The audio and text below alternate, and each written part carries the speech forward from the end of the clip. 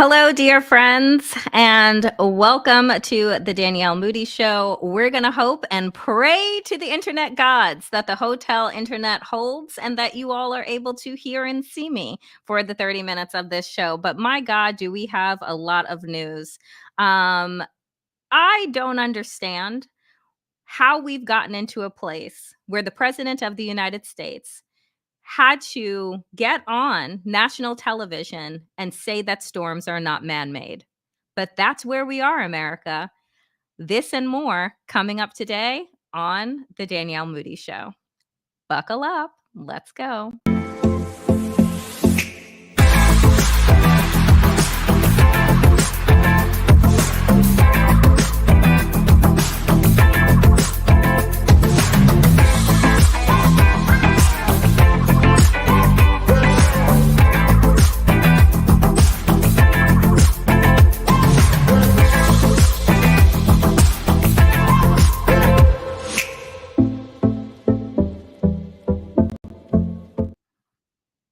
Hello, friends. I mean, can we just all take a moment for the fact that Joe Biden, president of these United States, in the midst of a second hurricane hitting Florida, right? Historic. I mean, how many times do we have to live through historic events in 2 weeks? Hitting Florida, has to pause in his efforts to communicate with governors, in his efforts to communicate with FEMA, and do what? Oh, that's right. Explain that hurricanes are not man-made. And I want you to take a listen, and let's pray that this works. If it doesn't, then I'll just explain it to you as to why he had to do that. With the hurricanes, I think there was an upcoming storm, and then I think government set in with whatever it is that they do. I don't know all the specifics about it. I'm not an expert in cloud seeding or whatever it is that they use to magnify the storm to a higher degree to disturb a land that may be wanted for lithium that Harris's husband is partaking in. So they made the storm stronger, so it would hit the. With this one, you think that Milton, they're making it stronger? From a 2 to immediately to 5, like instantaneously. You're implying that the government made a hurricane stronger to hurt its own country, the United States of America? Correct. And what would be the gain of that? If there's been people out there, if they have an Alexa, I don't know if you've heard that, and they've asked what caused Milton. Okay. You can go on there now. It's already predicted the number of deaths and the amount of, it's already predicted it. On a Google, it won't do that. If you ask it about Helene, it'll tell you the government actively used seed clouding. This is before Helene even happened. Why would a country want to have a hurricane be strong and hit its own country? Because they want to control certain places, and if you're looking at where the hurricane's going, it's a lot of red states. If you're looking at the counties in North Carolina that were hit, there were all of them, 26 out of 28 of those counties were for Trump. They're doing whatever they can because they can't rig the election. Even control the weather? Yes. Folks, this used to be aluminum hat, deep internet type of shit, right? This used to be the kind of stuff that you would hear and see on the National Enquirer. But a couple of years ago, Marjorie Taylor Greene on a podcast said that she was no longer the fringe of the Republican Party, that she was, in fact, the mainstream. So mainstreamed, in fact, that President Biden had to do this. Now, I want to reiterate a point I made clear earlier today to the folks who have been impacted by Helene. This impact, and will be now impacted by Milton. Over the last few weeks, there's been a reckless and irresponsible and relentless promotion of disinformation and outright lies about what's going on. It's undermining confidence in the people in Florida and incredible rescue and recovery work that has been undertaken. Literally, there are thousands of fellow Americans who are putting their lives at stake and putting on the line to do the dangerous work that needs to be done now. And it's harmful to those who most need the help. Quite frankly, these lies are un-American, and there is simply no place for them. Not now, not ever. Former President Trump has led this onslaught of lies. Assertions have been made that property is being confiscated. It's simply not true. They're saying people impacted by these storms will receive $750 in cash and no more.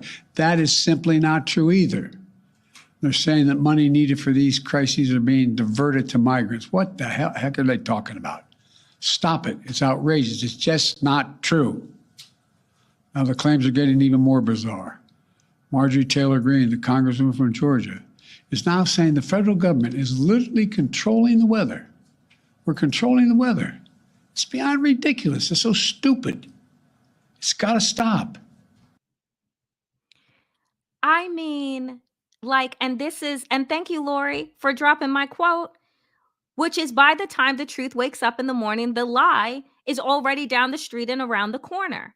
The fact, folks, that President Biden had to dispel this type of stupidity shows you where we are. Donald Trump and Marjorie Taylor Greene and the entirety of the Republican Party has been on a crusade, I believe, to kill their own people. Because how else do you explain? They told their constituents during COVID, don't wear a mask, insert bleach, shove light into your body. That'll get it. Now they tell you, don't take FEMA aid, because if you do so, the government is going to take your home. And I want to show you something, because I tell you this because it's real, friends. This is a man who called into Morning Joe. And I'll read you what it says on the screen here. Said, my father-in-law lives just outside of Asheville, North Carolina, and he was badly damaged by Hurricane Helene. And he has refused all FEMA help because he's a hardcore Trumper. He literally believes that if he accepts anything from FEMA, they're going to take his house. You do not care about people when you weaponize their fear and their trauma. And that is exactly what Donald Trump and the Republican Party has done. I heard Laura Ingraham echoing the same things, saying that they're giving money to migrants and they're not giving money to Americans. And all of it is to divide people and make already desperate people even more fearful and distrustful of a government that is trying to help them. Folks, I mean, this is real. And I said this the other day on that broke down social media platform X.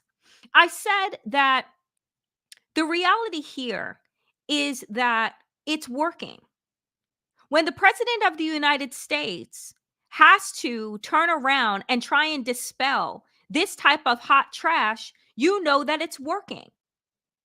That Americans right now are suffering. 236 plus people, I believe, died during Hurricane Helene.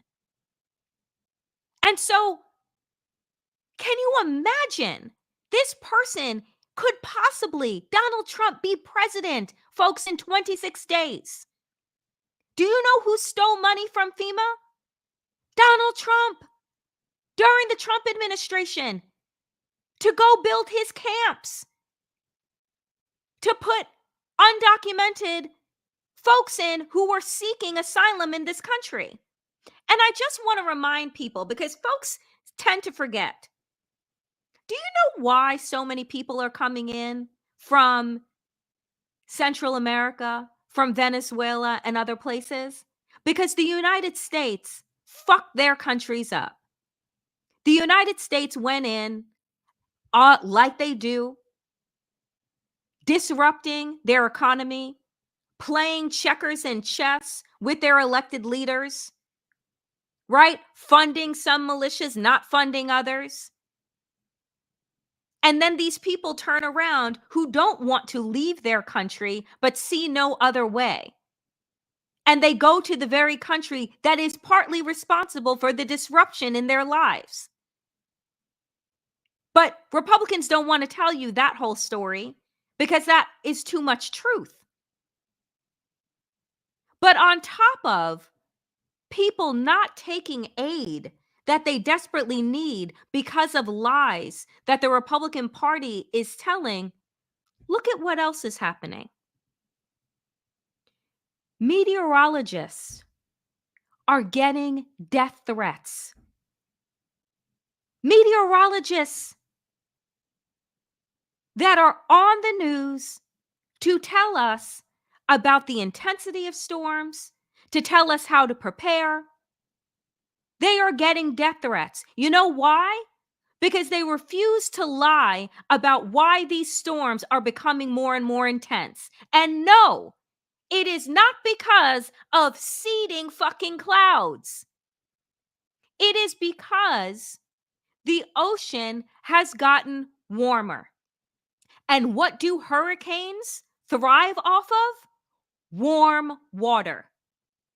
And normally, that warm water is just on the top. And as the hurricanes are hovering over open ocean, the water mixes. And the deeper parts of the water that are supposed to be cooler come to the top. But guess what's not happening these days, folks? That. Because even the waters in the depths are beyond temperatures that meteorologists and climate scientists can even wrap their brains around. So why does a storm go from a tropical depression to a category 5 in less than a day? It's because the waters are too warm. What did climate scientists tell us would happen in 3 decades, but is happening now? If we did not pay attention to climate change, these things were going to get worse. And the ignorance, dear friends, is actually costing us money. These are billion-dollar, quote unquote, natural disasters. But what I'm starting to say is this: there is nothing natural about this. Sure, hurricanes and tornadoes happen in nature, but they have been exacerbated by man. So to that woman whose video I played in the beginning, part of this is actually man-made. It's a man-made fucking disaster. Which means that if man can make this disaster, then man can also undo it. But you can only undo what you choose to see.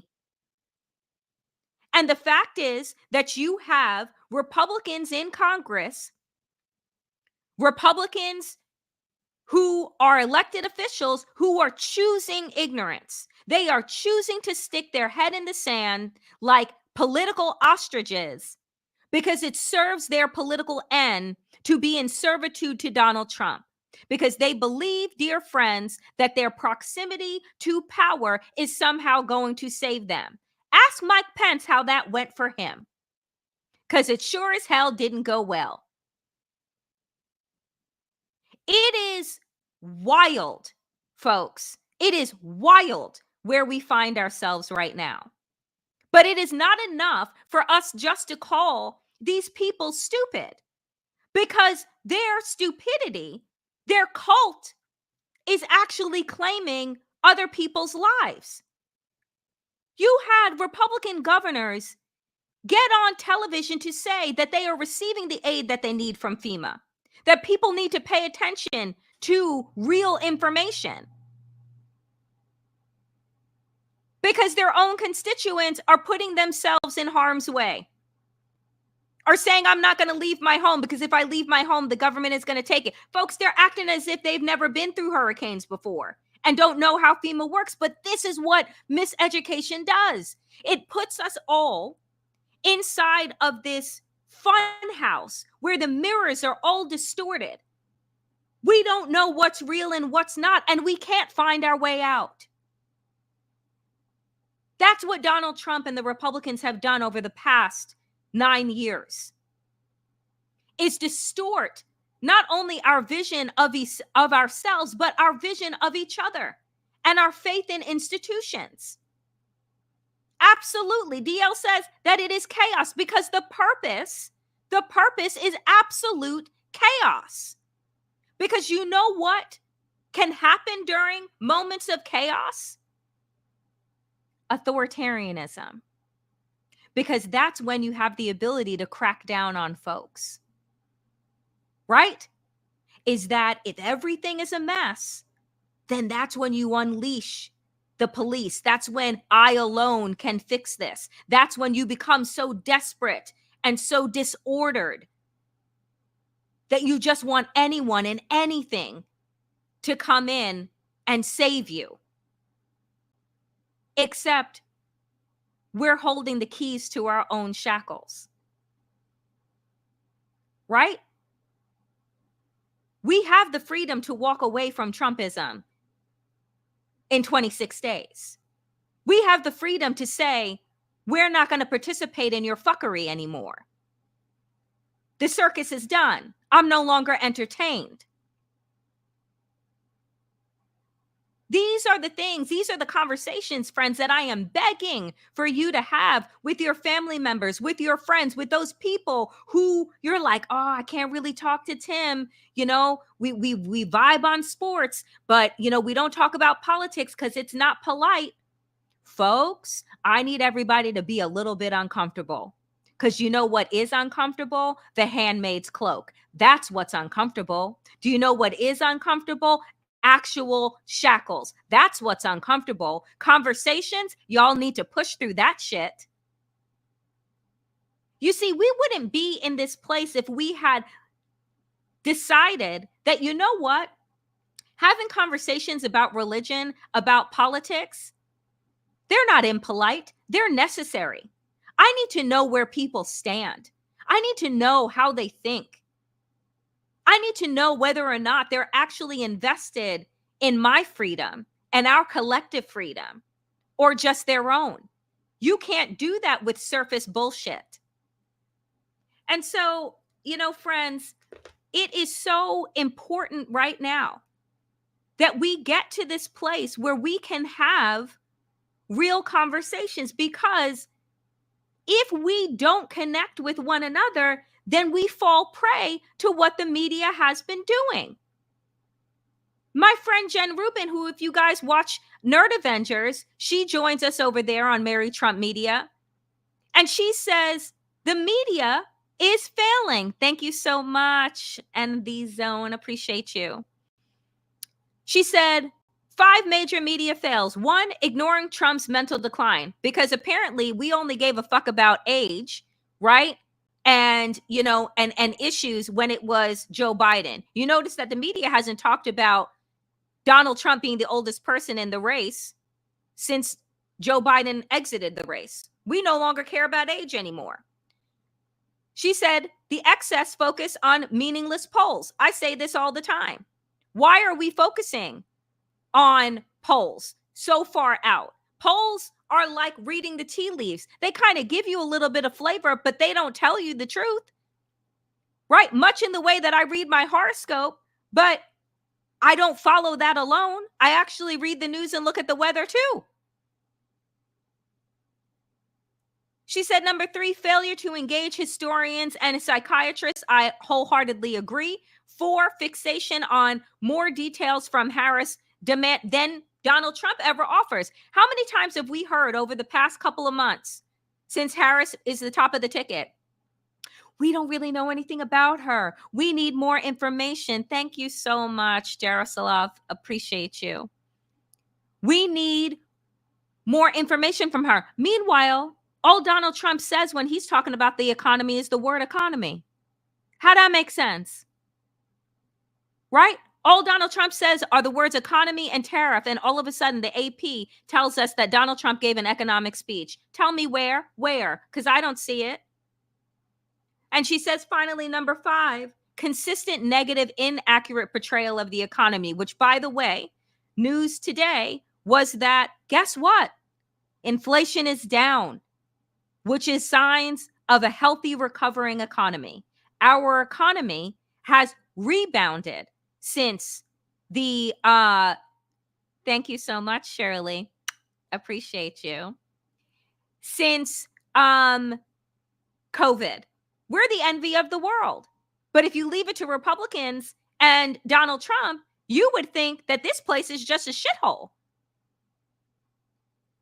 So it is important for us to recognize that if we don't have conversations with each other, whether it is in real life or whether it is in chat rooms or on social media in comment sections, then we will fall prey to the clickbait and the lies that mainstream legacy media are trying to feed us. And understand that who they're really trying to feed are their shareholders and their CEOs, because they're sure as hell not trying to feed us any real information, right? At all. You know, this is another thing too. Let me just take a moment on Bob Woodward. I knew that we talked about this earlier in the week, but let me just say it again. Bob Woodward was the reason why Nixon resigned. His journalism, his reporting is what brought that administration down and made us realize that Nixon was an absolute crook. Can somebody explain to me why the hell Bob Woodward thought that it was more important for him to sell a book, to sell his new book, than it was to tell us that Donald Trump gave COVID testing equipment to Putin? That while Americans were dying and Donald Trump was telling folks not to wear a mask, that he gave not the CVS tests that we have now, folks, not those tests. Donald Trump gave the equipment that hospitals desperately needed and were begging for. He sent that to Russia. And Bob Woodward knew about it. But he decided to hold on to that information because he thought it would be better for him and his grifting ass to sell books than it was to tell the American people the truth. It is beyond shameful. Like, to even refer to that man as this, like, stalwart of journalism, he is a traitor. Absolutely, Kevin. He is a traitor. That's what he is. Because when you can sit around and waste precious time by not providing the American people with important intel that you had, I expected that from folks that were inside of the Trump administration to keep their mouths shut, then come out, write their little memoirs, go on Dancing with the Stars, right? Do their little rehab tour. But I did not expect that from actual journalists that we at one time respected. Because this is what we have, folks. Check this out. I very rarely post anything from Donald Trump, but just look at this fucking crazy right here. This man belongs in a home, okay? And I don't mean Mar-a-Lago. He went off on CBS and 60 Minutes, the organization that had been interviewing candidates for a century, I think it is that they said. Goes off on them with Kamala Harris being crazy and dumb, and CBS's license should be taken away.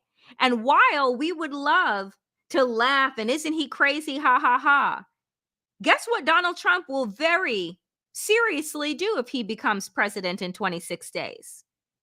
He will shut down all forms of criticism and critique. You think that people like me are going to be able to do their work I'm probably on somebody's list right now.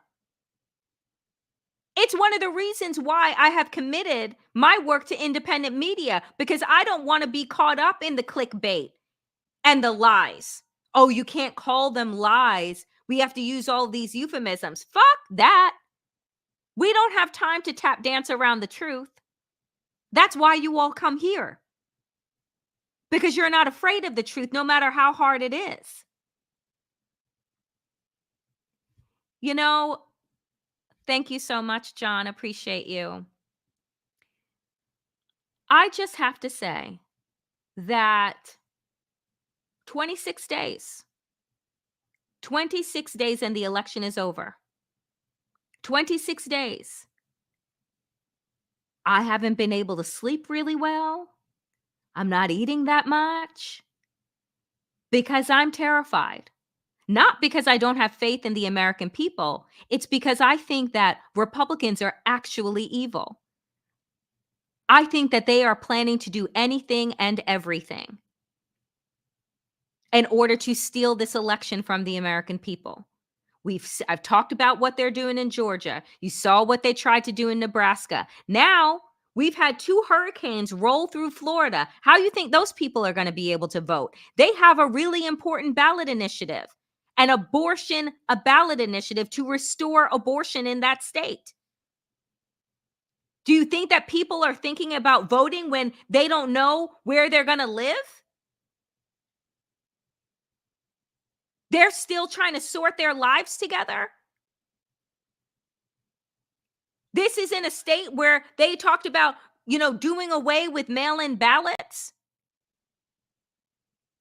Now, you may say, well, we weren't going to win Florida anyway, but Florida, people are fighting in Florida for their lives, for their right, women and people with uteruses not to die.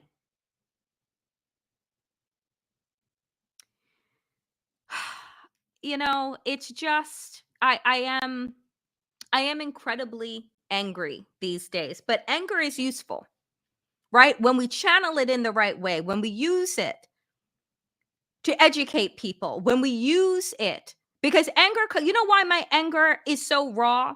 Because it comes from a place of absolute hopefulness that America, thank you so much, Fletcher, America can be better than what it is right now. That's why I'm angry. That's why I get on here and turn on a microphone. It's because I believe in the possibility of this country. I believe in the people of this country. And I am angry at those that try and distort and distance us and lie and cheat and steal. I would be fine if Republicans were just like, you know what? I believe in Project 2025. I believe in all of this shit, but I'm going to fight fair and square. So then you lose. But they don't believe in fighting fair and square. And that's what makes me rageful.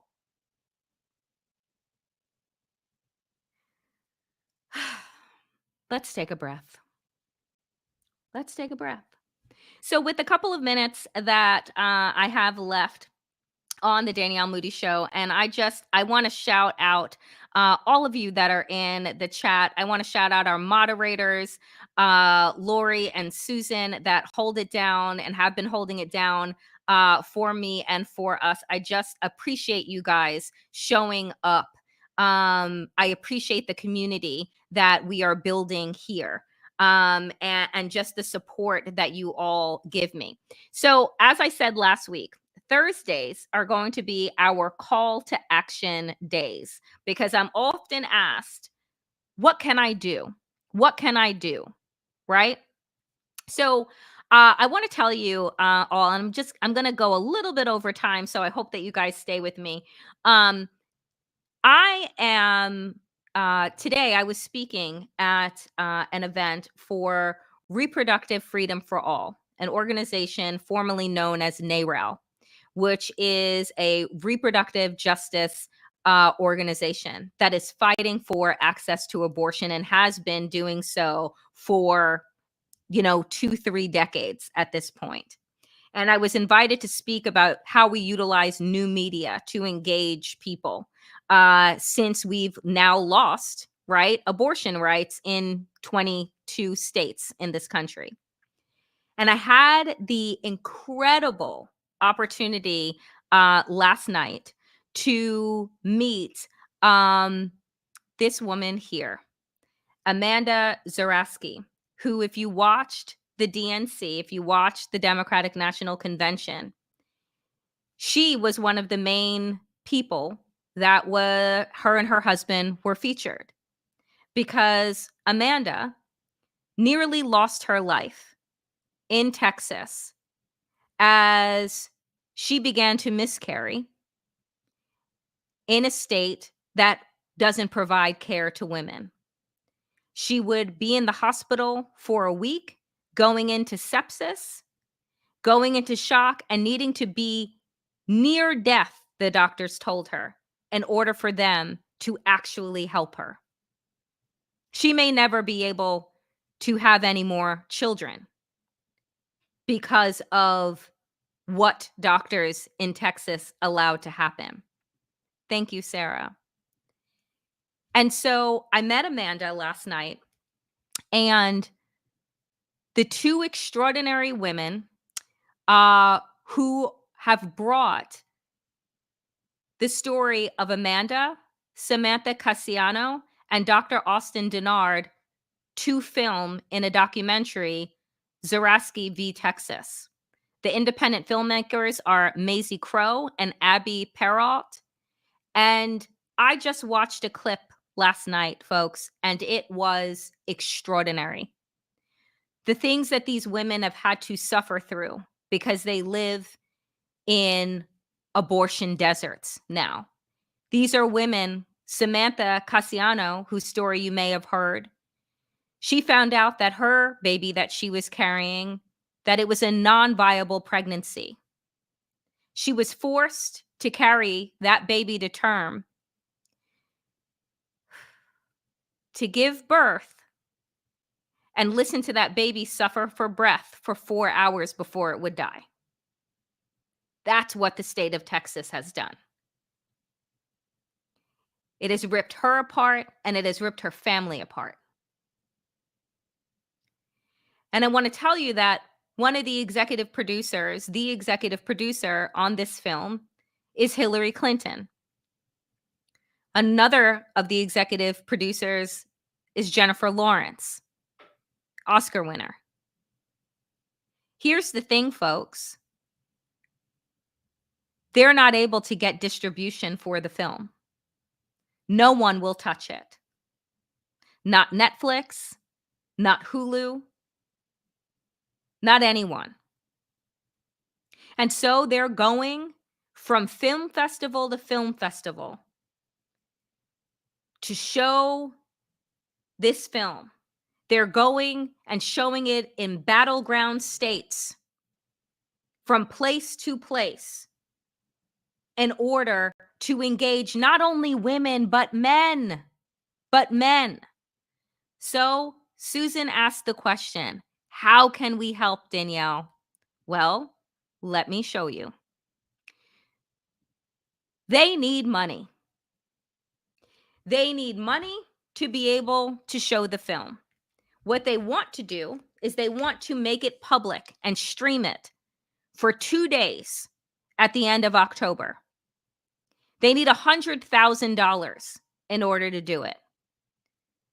Reproductive Freedom for All, the organization that I am affiliated with and am down working on this panel with, they're going to match the funds that they're able to raise.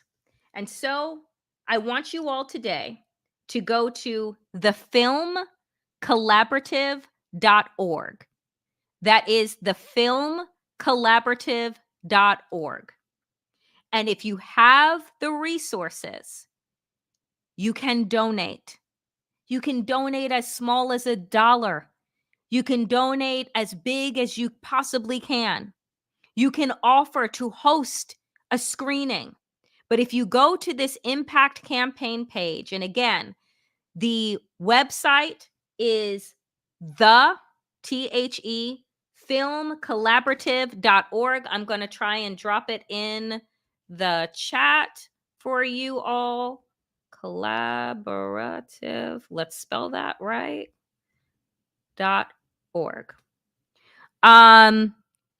Yes, Lori, thank you. It is here. Go there, support this film, see how you can donate, how you can get a screening, how you can help folks, because this is the purpose of this space. It's for us to figure out, and I'll tell you, you asked where Oprah is, and she has also tried to help them get distribution. They're being stonewalled. Folks are saying, come to us after the election. After the election, really? So I am going to work with them and do the best that I can to try and help them spread the word on social media. To get the distribution to, if they're able to stream it for 2 days, I am hopeful that we can, at Mary Trump Media, that we can help them as well, because everyone needs to see this film, because it flips the script on the narrative around abortion that the right has been peddling, which is that, oh, it's just these, childless cat ladies, these women that don't want any responsibility, and so they're just aborting babies. No, this is about mothers, people that are already mothers, like the 2 women that lost their lives in Georgia, that were left to bleed to death at home when all they needed was abortion care, but they were denied that. So on today's Call to Action Thursday, please go over to thefilmcollaborative.org. Check out the trailer. And I will be giving and providing more information to all of you. I'm hoping to interview them on The New Abnormal, which is one of my podcasts with the Daily Beast. I'm hoping to interview them. And I'm just hoping to support them, because people need to understand and they need to see this story, men included. This is not just about women and people with uteruses. It is about all of us. So folks, I want to thank you so much for, one, your generosity and your donations. It really does help me be able to do the work as an independent media voice and network, be able to build. However little, however much, it all helps. You showing up here helps. For folks that are not in the chats and watching later on, liking and sharing and subscribing and spreading the word helps. We can build something extraordinary together, and we have for the last 2 weeks, and I'm just so excited to see where we go from here. So, my wonderful, dear friends, thank you so much for making the time today to join the Danielle Moodie Show. Also, make sure that you are registered to vote, that the people around you are registered to vote. If you have the ability, go and vote early. Do not wait when lines will be long and ridiculous on November 5th. But we are going to get through this together, regardless of what the outcome is. And I want to put out only good vibes into the universe. But regardless of whatever the outcome is, we have work to do. The work does not end on November 5th. The work actually begins then. We'll just have a clearer landscape of what we're dealing with on November 5th. So, my dear friends, as always, power to the people and to all the people power. Get woke, stay sane, and stay safe. And a reminder, I am back with Democracy-ish tomorrow. Tomorrow is Friday, right? Yes, it is. I'm back tomorrow with Democracy-ish at 12 p.m. Eastern with my fellow nerd, Wajahat Ali, right here on YouTube. So do show up for that, 12 p.m. Eastern. We got a lot to talk about. And then, as always, Saturdays, your episode of Get Woke with Danielle Moodie airs, and that's when I reveal my woke woman of the week? Who will it be? If you have suggestions on who you think the woke woman of the week should be, do put it in the comment section. All right, friends, that is it. The internet held. Yay! We did it. And we went 40 minutes and you all stayed with me. Appreciate you. I will see you all tomorrow, 12 p.m. Eastern, for Democracy-ish. Until then, take care of yourselves. Take care of each other. Appreciate you.